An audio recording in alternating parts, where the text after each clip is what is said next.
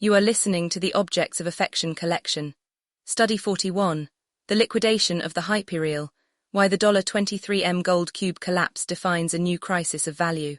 In the pre-dawn darkness of February 2, 2022, a curious, rather illustrious sight disturbed the quiet of New York's Central Park.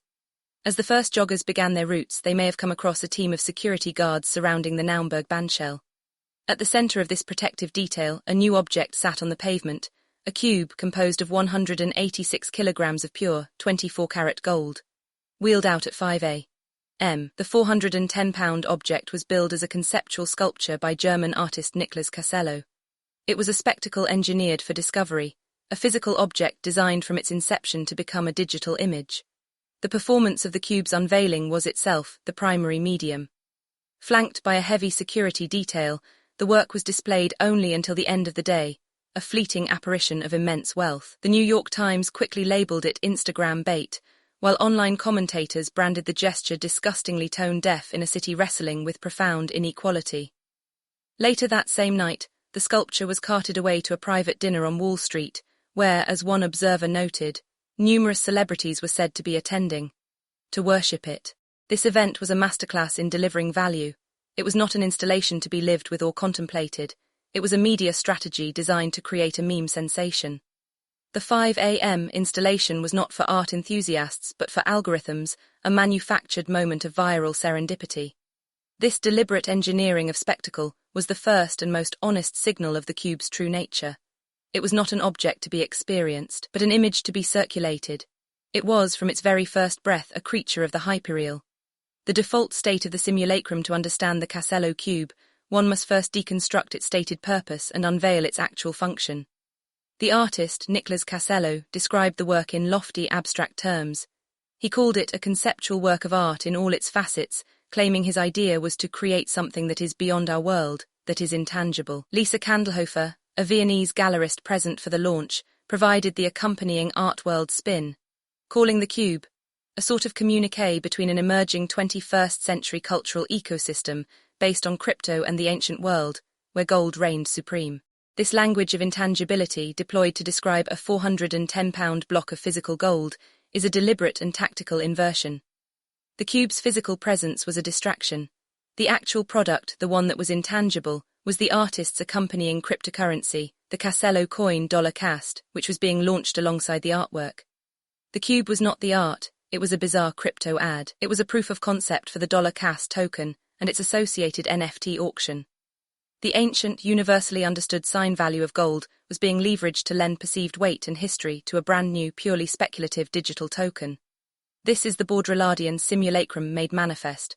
The cube is a sign, gold, used to signify another sign, crypto, with no underlying real or use value in either, only a shared, speculative belief. The artist's claim to have created something intangible was, in fact, the only truth. The tangible object was merely a physical advertisement for a digital speculation. The most potent metaphor for the cube's philosophical state is its physical one. The sculpture was literally hollow. This physical emptiness is the ideal turnkey thesis for its structural emptiness. It was an object built to signify wealth yet possessed no narrative. It was a pure spectacle that contained nothing.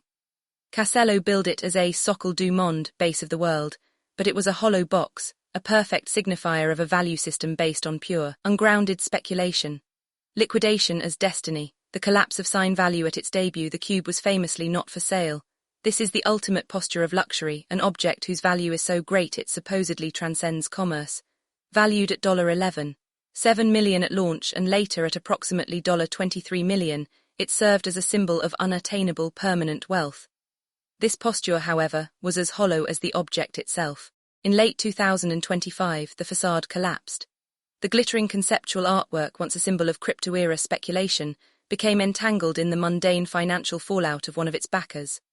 Austrian billionaire Clemens Hallman, whose financial empire included film and real estate, was revealed to hold a 32% stake in the cube. When his real estate development company, Suber AG, collapsed into insolvency earlier that year, Hallman's assets were turned over to creditors. The Castello Cube, once not for sale, was now unceremoniously up for grabs. This moment transforms the work from a symbol of crypto-era speculation into an object lesson in liquidation. This, however, should not be viewed as a failure of the object.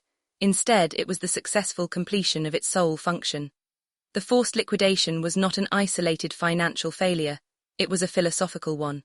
The cube's value was never intrinsic to its art, its craft, or even its gold. Its speculative value was derived 100% from sign value, propped up entirely by the sign of its billionaire backer's unrelated real estate empire.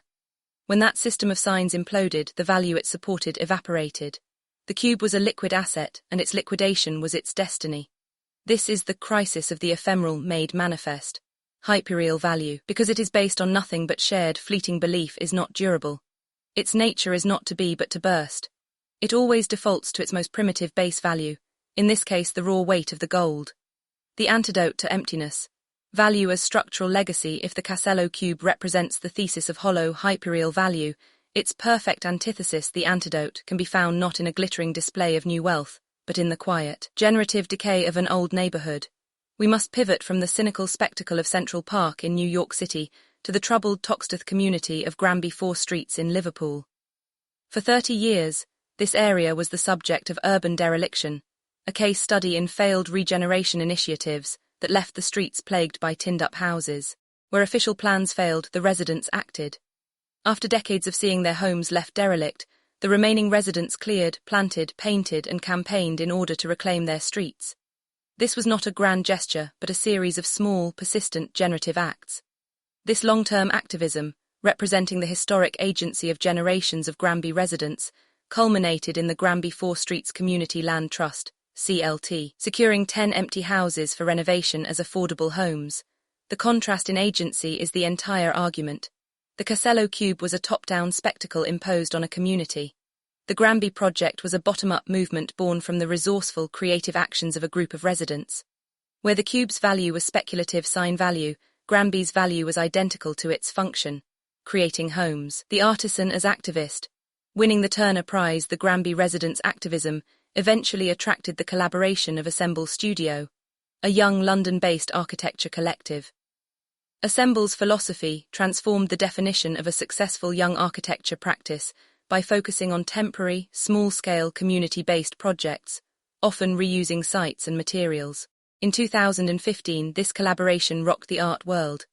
The Granby 4 Streets project, not a painting, not a sculpture, but the rebirth of a troubled Toxteth community, was shortlisted for and won the Turner Prize. The win forced a system, then as now obsessed with financialization, to recognize social practice, community building, and rehabilitation as a form of art. This is the work of craftivism, a gentle protest that is a core tenet of the artisan as activist framework. Assemble did not shout, they built. For their Turner Prize exhibition, Assemble did not simply display photos, they built a showroom to launch a new, tangible economic legacy, the Granby Workshop. The workshop is a social enterprise and manufacture of architectural ceramics that embraces chance and improvisation, ensuring each product made is unique. This is the economic model of the antidote, the direct counterpoint to the Castello coin. The workshop's value, now canonized in the permanent collections of the V&A and the Crafts Council, is durable and structural. It is embedded in its story, community-led, its process embracing chance, and its function items for homes. This is the structural legacy that a hollow object like the Castello Cube can never achieve. The critical connection, the failure of systemic stewardship. The Assemble Studio model is the antidote, but the framework requires us to ask, is it sustainable? This is the core market diagnosis. The Turner Prize win, a God-tier validation, opened up more projects for Assemble, but it did not solve their foundational problem.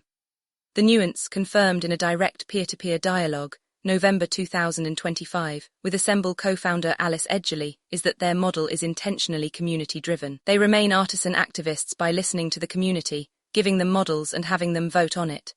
Their biggest problem is the friction this creates with the gatekeepers. The funding with the council is a problem not because they are dependent, but because the council's bureaucratic model is incapable of properly valuing or funding a proven, community-based solution. This is the critical connection and the definitive, real-world proof of the entire thesis. Assemble is the perfect artisan as activist and artistic dark matter. But they are trapped. They are a structurally anchored asset being ineffectively managed by gatekeepers, the council, that have failed in their mandate of systemic stewardship. This proves that even God-tier cultural validation, the Turner Prize, is not enough to survive. This is the market void that the phygital economy must address. A structurally anchored, community-driven asset requires a structurally anchored funding model. Scaling authenticity in a broken system. The case of Marine Serre. If Granby is the hyperlocal antidote, can this artisan activist ethos be scaled? This is the challenge of Marine Serre, the eco-futurist designer. Her activism is her supply chain. Around 50% of our collections are composed of upcycled products, a process that is difficult and time-consuming to standardize. This is not a capsule collection, it is her core direct business model. Her fall 2023 show, Rising Shelter, featured massive column-shaped cages filled to the brim with discarded clothing, while an eerie voice repeated the mantra, "To love is to repair." By choosing the more difficult, expensive path of upcycling, Serre is attempting to do what Granby did, but at an industrial scale. She is a gentle protest from within. The philosophy of empowered endings. Dying is the sure path to living. The liquidation of the Castello Cube was a financial unmasking. The closure of Mara Hoffman's brand was a philosophical liberation. In a culture obsessed with a hyperreal sameness that must be kept alive at all costs, Hoffman chose the art of death. In a profound reflection, Hoffman described the closure not as a failure, but as an extraordinary relief and a deeply generous unlocking of her freedom. She experienced the deaths of her business and her father almost simultaneously, finding them so intertwined. She realized that the identities they both carried needed to be surrendered to make room for our freedom. Her core conclusion is a revolutionary philosophy of value for our time. Dying is the sure path to living. She drew a powerful comparison. The months leading up to the decision felt like an intensive care unit ICU, driven by the keep it alive at all costs energy. This is the energy of the hyperreal, the energy of Clemens Hallman propping up a failing empire. Her final decision to close was a shift to hospice energy. Let's make this right and as soft and loving as we can. Let's allow death, let's allow the beauty of what this is. This is the energy of Granby 4 Streets. The Castello Cube is the ICU, a hollow thing kept alive by speculative money. Mara Hoffman chose hospice for her brand to save its soul. This is the final, profound rejection of the simulacrum. It is an act of courage so authentic that the hyperreal cannot simulate it. Beyond the crisis of the ephemeral, the 21st century presents a clear choice between two systems of value. The first is the value of the hyperreal. It is the value of the Castello Cube, ephemeral, spectacular, liquid and built to signify wealth, but it possesses no narrative. It is the crisis of the fleeting, a system of hollow signs, a value that by its very nature always defaults to its base material. Its destiny is liquidation. The second is the value of the authentic. It is the value of the Granby workshop, durable, structural and embedded in craft, community and historic agency. It is the value of Marine Serre's supply chain, a complex yet determined effort to prove that to love is to repair. And finally, it is the value of Mara Hoffman's conscious closure. Her story teaches us that in a broken system, the ultimate expression of structural legacy may be the courage of an empowered ending. The ultimate rejection of the hyperreal is not to fight it on its own terms, the ICU, but to choose the authentic, soft, and loving death, the hospice. This is the market void and market diagnosis that the post-luxury framework is built to solve. The antidote to the hollow phygital, the cube, is the structurally anchored phygital, the post-luxury conceptual functional art artifact. This is the only direct and viable solution for a new, durable phygital economy. Authored by Christopher Banks, anthropologist of luxury and critical theorist. Office of Critical Theory and Curatorial Strategy, Objects of Affection Collection. This has been a study from the Objects of Affection Collection, a critical art research institution operating under the framework of post-luxury conceptual functional art. Read the full research at objectsofaffectioncollection.com.